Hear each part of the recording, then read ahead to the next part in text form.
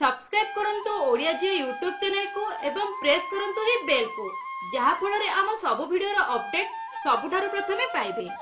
Friends, सत्य जुग, त्रेता जुग, द्वापर जुग एवं कली जुग एही सब जुगरे मनुष्यर प्रवृत्ति, स्वभाव, प्राथमिकता तथा चरित्र रे बहुत गुरे परिवर्तन होईछि।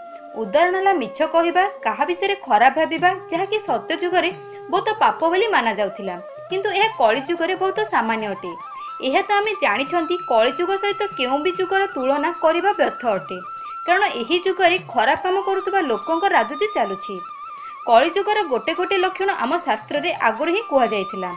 फ्रेंड्स, महाभारत समय भीष्म पितामह जी सबुठारु अधिक अनुभवी एवं ज्ञानी थिले, से युधिष्ठिर को कलिजुगर 10टी महापाप विषय कहिथिले। भीष्म पितामह द्वारा कहुଯାଇଥିବା एही पाप 3टी श्रेणी विभाजित अटे। एथिरे 3टी पाप शरीर उपरे, 4टी पाप वाणी उपरे एवं 3टी मन उपरे आधारित अटे। शरीर उपरे हेबा महापापर सर्वप्रथमे अछि हिंसा करिबा।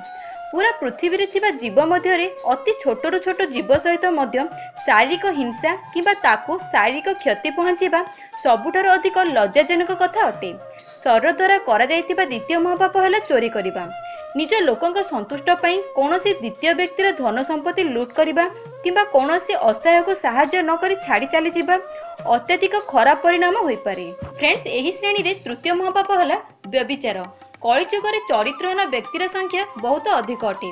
जेउ लोक शारीरिक संतुष्टि पई निजर किंबा अन्यर वैवाहिक जीवनर विनाश करि दियंती, से एही पापर भोगी बनि जाइथांती। कलिजुगर पापर द्वितीय श्रेणी रे बाणी अटे, जार अंतर्भुक्त 4टी महापाप आसी थाए। एही श्रेणीर प्रथम महापाप हला द्वितीय लोकंक पई अभद्र भाषा प्रयोग करिबा। बाणी ही चरित्रर परिचय देइथाए।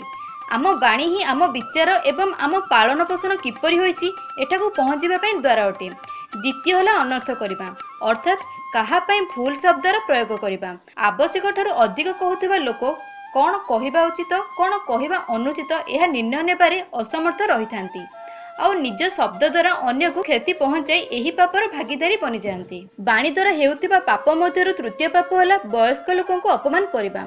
महाभारत रे उल्लेख अछि कि निज ठारू बड़ लोकों को अपमान करिबा मृत्युर समान अटे, किंतु दुर्भाग्यवशतः यह कली जुगरे बहुत सामान्य व्यवहार अटे।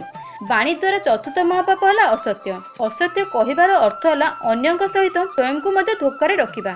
एहा छडा असत्य बाणी आम आत्मा को मध्य दुख पहुंचे थाए। कलिजुग महापापर तृतीय श्रेणी रे अटे मन द्वारा करा जायतिबा पाप। एठारे प्रथम हला काहा प्रति मानसिक हिंसा किबा काहा पई खराब भाबिबा। एही श्रेणी रे द्वितीय पाप हला काहा को क्षति पहुंचेबा पई धारणा रखिबा। तृतीय प्रकार पाप जहा भीष्म पितामह युधिष्ठिर को कहिथिले ताहा थिला वासना। काहा प्रति वासनार भावना एही श्रेणी रे आसी थाए। तो फ्रेंड्स, कलिजुगरे जेउठारे प्रत्येक मुहूर्ते डेंजर रही अछि, आमको पूरा चेष्टा करबा को पड़िबो कि अजाणतरे भी आम द्वारा काहाकू मध्य जेपरि क्षति न पहुंचू। तास आमको आम विचार रे पवित्र रखिबा को पड़िबो, जा फଳରେ आमे पापर भागी हेबार बंची पारिबा। जदि फ्रेंड्स आमर ए वीडियोटी आपनको पसंद आसिला तेबे लाइक निश्चय भाबरे करंतु।